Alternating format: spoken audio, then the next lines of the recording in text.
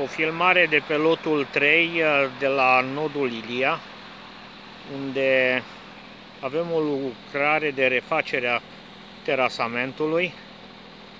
Sperăm ca de data aceasta constructorul Comșa să-și respecte promisiunea și blazonul pe care îl are și la sfârșitul perioadei de cât a fost programată reconstruirea acestui terasament, să îl dea în bune condiții de circulație.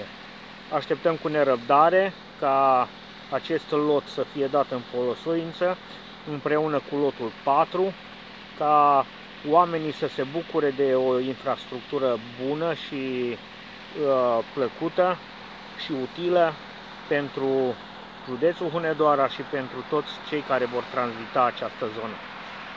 Vă mulțumesc!